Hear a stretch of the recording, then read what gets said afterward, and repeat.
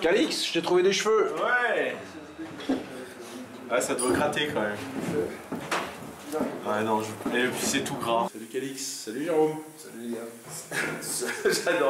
J'adore vos gosses, salut les gars. Alors où nous sommes là? On a, pour ceux qui n'ont pas vu le dernier épisode, qui mérite la grosse fessée, on est où mon petit chacal? On est en Suisse, on est chez Jérôme, c'est lui qui accueille le Magigazine ce week-end. On est avec quelques copains et on s'est fait un week-end magie, beaucoup avec ses pièces. Ah là c'était trépièce, les trépièces truquées. Voilà. Parce que monsieur fait des choses. Voilà. Alors, est-ce que tu veux bien m'expliquer en quoi tu es un grand malade, s'il te plaît? Alors lui c'est un ouf. Oula, Ça c'est vous qui une bonne présentation, ça. Comment dire à quelqu'un, vas-y, dis-nous. Écoute, non, je pense pas être un grand malade. Je pense que j'essaye d'apporter la qualité dans ce que je fais. Donc tu fabriques des pièces? Oui. Enfin, tu fabriques pas des pièces, tu détournes des pièces pour en faire des objets magiques. Oui, bon, pour des pièces. Pour magicien. Ouais, pour magicien, des pièces truquées quoi. Bref. Alors, comment ça t'est venu? Alors, à la base, j'ai toujours été assez dans un esprit créatif. Et chaque fois que je vois quelque chose, j'ai envie d'être capable de le fabriquer. Alors, si je vois quelque chose qui n'était pas à ma portée, que ce soit financièrement, que ce soit. Voilà, c'est bon, c'est un pote qui avait quelque chose, j'ai toujours voulu le fabriquer. Et puis, il s'est passé ça avec les pièces de monnaie, étant donné que j'avais vu des pièces truquées comme ça, un peu, soit en photo, soit en vidéo, et puis je me dis, ah tiens, comment ça marche? Et en fait, il y a toujours ce côté recherche de la technique. Du défi, un peu comme quand on rentre en magique, on a envie de les remonter. Donc, oui, mais parce qu'à la base aussi, tu as l'habitude du métal, déjà là, on est dans un garage. Voilà, chez toi, il y a un garage. Voilà, c'est peut-être aussi ta formation, parce que moi, certes, j'aurais envie de refaire la même chose, mais ça risque d'être un bon bordel. Ouais, c'est possible. Il y a une question d'outillage aussi. Aussi, oui. Alors, sauf que. Non, il faut être équipé, c'est vrai. Ça fait combien de temps que tu fais des pièces comme ça, qui circulent un petit peu? Ah, qui circulent, ça fait pas longtemps, ça fait depuis décembre 2014. Oui, donc tu vas fêter un an de ta marque qui est BMC. Balthazar Magic. Et il faut le dire, c'est que quand on voit les pièces et qu'on compare à ce qui se fait, ça tabasse. C'est de la bonne qualité. En fait, là, du coup, on est dans l'atelier et on a vu, en fait, tous les rebuts. Et on s'est tous battus pour essayer d'avoir les rebuts. Non, mais attends, mais ça se vend, c'est exploitable. Non, mais attends, t'as vu, c'est pas. Non, j'ai fait une rayure ici, donc ça on jette. Mais c'est de l'argent, non, mais c'est. Ah, il y a une rayure. Enfin, c'était ça, quoi. Le mec est perfectionniste. Et ça, moi, j'ai bien aimé. On parlait tout à l'heure, dans l'épisode précédent du Miracan, où le gars, il va vraiment chercher, il va essayer de pousser loin. Et ben lui, c'est ça, mais niveau pièces. Oui, mais t'es obligé, c'est quand même un budget. C'est sûr. Non, je te comprends, c'est que quand quelqu'un met 100 euros, 150 euros, voire plus dans une pièce, il se dit, il veut la pièce parfaite. C'est sûr. Mais quand même, pour ceux qui n'ont pas besoin de ça, on n'a qu'à voir mes pièces. Quand même, on se dit c'est de la bonne qualité, c'est utilisable en public. Donc il y a un blog sur lequel il explique certaines façons de fabriquer et sur lequel il y a les dernières réalisations, les dernières en fait, c'est des clichés, des petites explications sur les gimmicks qui sont en cours, sur les commandes en cours, sur une idée de création. Puis je publie ça sans rentrer non plus à fond dans les détails, mais de manière à partager un peu le travail. Que les gens comprennent aussi ce qui se passe quand tu fabriques une pièce et pourquoi, quelque part, le prix est élevé. Pourquoi le prix est justifié? C'est qu'en fait, pour faire une pièce, déjà, soit tu en as besoin de plusieurs, déjà à la base, mais en plus, il y a des ratés. Et comme tu es perfectionniste, à chaque fois, tu en mets à l'écart, ce qui explique aussi le prix. Et la matière première, elle coûte parce qu'on travaille des pièces. Tu as déjà les 3 pièces de collection qui valent déjà. Il suffit qu'elle coûte une trentaine d'euros la pièce, et du coup tu es déjà à 90 euros juste la matière. Qu'est-ce que tu as pensé de l'atelier? C'est un peu la caverne d'Ali Baba ce truc-là. Ah oui, non mais l'atelier, il faut la mériter, on descend dans la grotte et tout, et là on voit toutes les machines pour tout faire. Est-ce que tu es capable à l'heure d'aujourd'hui de tout faire? En pièces? Oui. Peut-être. Moi, il y a quand même une chose, on me dit oui, derrière, oui, il fait tout et mieux que les autres. Alors, il y a quelque chose quand même que j'ai bien aimé, c'est qu'il y a une intégrité où on dit est-ce que tu saurais me faire ça? Et la réponse c'était de dire bah non, ça c'est pas mon modèle, c'est pas moi qui l'ai créé, donc je le fais pas. Mais comme il aime les défis, il se dit ah, quand même, j'ai envie de tester quoi. De tester, de le faire autrement, de le faire mieux, de le faire différemment. Non, c'était bien. Ouais. Enfin, moi j'ai été sidéré parce que je trouve ça passionnant. D'arriver à faire quelque chose comme ça. Et toi, à la base, tu es magicien de pièces, tu fais beaucoup de pièces dans Non, je suis ta pas carrière magique? Non, pas particulièrement. Non, c'est plus C'est vraiment plus le côté technique qui m'a attiré. Ouais, t'aimes bien les... Alors j'adore la pièce, mais ça montre que je m'entraîne pas assez pour être un bon en pièce, mais c'est vraiment le côté technique. C'est toujours sympa, tu sais, quand tu pars d'un élément et puis que tu as ton espèce de défi qui est caché dans ta tête, tu ne sais pas encore comment tu vas procéder pour le réaliser. Tu fais tes essais, puis peu à peu tu vois l'évolution, c'est assez sympa, c'est une progression qui est cool. Ouais. Les copains, est-ce qu'il y a une question que vous voulez poser à Jérôme? Bah oui, par exemple, est-ce que tu fais des sets uniquement des sets réduits ou est-ce que tu fais, c'est technique, hein, des sets également expansés? Est-ce que tu fais Non, il y a aussi de l'expansé, ouais. Du réduit, de l'expansé, du crantage aussi, du coup sur tes réduits, tu es capable de cranter les pièces. alors de la split, puisqu'on vous avait présenté la split il y a quelques mois de ça. Oui, la split en 50 francs, donc c'est une pièce assez large et elle est magnifique, mais même quand on voit la tranche, parce que la split c'est une pièce qui se dédouble. Se split. Ouais, oui, mais on est en France, nous, nous faisons le mot français.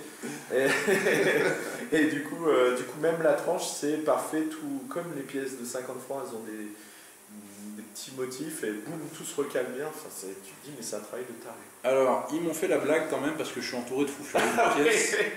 Et j'ai vraiment vécu tu regardes la coquille, génial, expansée. C'est beau, c'est du beau boulot, les pièces, t'as vu, ouais, ça c'est un truc impeccable. Quand la chaîne est dessus, on voit rien, on voit pas de bord, pas de liseré, pas de découpe. C'est génial, tu la regardes pendant 5 minutes. Et donc, ils m'ont vraiment fait ces salauds. Et 2 fois de suite au moins, avec des sets différents. J'avais la flipper depuis 5 minutes dans les mains. Sans la voir. À un moment donné, on dit tiens, la flipper elle est là, tu l'as dans les mains. Et tu regardes le truc. Et effectivement, tu finis par le savoir, mais si tu sais pas ce que tu cherches, tu n'as aucune chance de le trouver. Et donc, moi qui n'y connais pas grand chose, mais c'est du super bon boulot. Et ça me fait mal de le dire, mais je crois que ça va me donner envie de me mettre à la pièce. C'est bien. C'est bien mon petit chacun de faire un peu de pièce. En tout cas, si je me mets à la pièce, moi je passerai par Jérôme. Donc n'y allez pas, ne vous renseignez même pas sur ce qu'il fait, c'est nous d'abord. Il va y avoir des délais, prenez votre temps. Mais en tout cas, après ils ont tous un peu leurs produits phares, les fabricants de pièces, l'ambivalence pour Vax, t'as Thierry qui fait de très belles pièces aussi. Et en fait, tous ils ont un peu leur petit bébé, et peut-être qu'un jour tu vas sortir ton idée rien qu'à toi. Peut-être. Ouais. Donc je te fais du pied. Est-ce que tu veux ajouter quelque chose, toi, sur ta démarche, sur la magie en général, sur n'importe? Je dirais le seul truc moi qui m'a un petit peu, qui n'est pas dérangeant, mais que j'aurais voulu pouvoir développer, mais je sais que ça ne se fera jamais, c'est le partage entre créateurs. Parce que là on fait un partage entre magiciens. On se passe des techniques, on s'explique des trucs, on se dit tu vois ma passe, est-ce qu'elle est crédible? Non, je bouge comme comme ça. Et en fait, tu n'as pas cette relation pour des questions de secret, puis chacun forcément. Moi j'ai la chance de ne pas devoir vendre mes pièces pour en vivre, contrairement à certains, donc je comprends un peu cette réticence à partager, mais c'est vrai qu'il y a beaucoup de secrets qui sont. Alors quelque part c'est bien parce que. On critique toujours que les secrets ne sont pas gardés en magie, alors que là, c'est vrai que... là, ils sont plus que gardés. Les secrets sont plus que gardés, il faut vraiment... Après, parce que c'est le commerce aussi qui veut ça. Exactement. Ouais. Mais je pense qu'on pourrait passer une étape supérieure en partageant entre créateurs, en se disant mais t'emmerdes pas à faire... Et pas forcément, je dirais, sur un procédé de pièces, de gimmick, mais sur un procédé de fabrication en général. Quand tu fraises, tu fais plutôt ci, comme ça, quand tu patines, quand tu polis, c'est ça aussi ce que tu veux dire. Exactement, oui, les petites techniques. Moi, j'ai une question qui me vient. Est-ce que quand tu es fabricant de pièces, tu dois forcément avoir un prénom en 3 lettres? Non, parce qu'il y a BMC, il y a Vax, il y a NKS. Est-ce que c'est obligatoire? C'est dans le cahier de fabricant de pièces. Je crois pas, non, mais c'est juste. Non. Nous, ce serait quoi la CCM, chacun Calix CNC Production. On va faire quelque chose. Alors, on va les fabriquer en bois. Pour se rendre compte quand même aussi du prix final du produit, au-delà de la matière brute, combien de temps toi tu peux passer sur une échelle expansée par exemple? Sur une échelle expansée. Une fois que tu as la technique, c'est pas le plus long. Ce sera, qu'est-ce qu'il faut dire, je pense, du moment où tu pars avec la pièce brute jusqu'à avoir fini ton set expansé, je pense qu'il faudra entre 2 et 3 heures, sans parler des... 2 et 3 heures, et plus, d'accord. Peut-être pas autant, mais vraiment là, il sera bien ajusté, il sera prêt à être... Plus la matière première, sachant que là, c'est une pièce. Si ça, c'est une pièce qui est limite. Alors, il faut vraiment prendre des... Alors, par exemple, si on prend... je prends un exemple au hasard. Ça, c'est ta technique, je ne sais pas si elle est propre à toi, mais ta coquille expansée, c'est pas des pièces qui se rajoutent. Tu ne travailles pas à plusieurs pièces pour assembler une coquille. Non, je parle d'une pièce. Tu pars d'une pièce et tu finis sur une pièce. Donc, oui. Du coup, il y a moins de problèmes de cassure. Par contre, le boulot de l'expansé, ça veut dire que ça peut péter, il peut y avoir du rebut, il peut y avoir... donc c'est des tentatives aussi. Il ne faut pas voir que j'ai une pièce et j'arrive à la fin, oui, ça se passe il l'a fait en 3 heures. Non, il y a des surprises, il y a des pièces qui ont vécu, qui sont un petit peu peut-être déformées, qui ont réservé de mauvaises surprises. Et le problème, c'est qu'elles ont toutes une taille différente à la base. Donc quand tu attaques une nouvelle expansée, ça implique aussi la fabrication d'un nouvel outillage. Ah, ça c'est le truc de dingue, c'est que tu fabriques toi-même tes outils. Certains, oui. Ouais.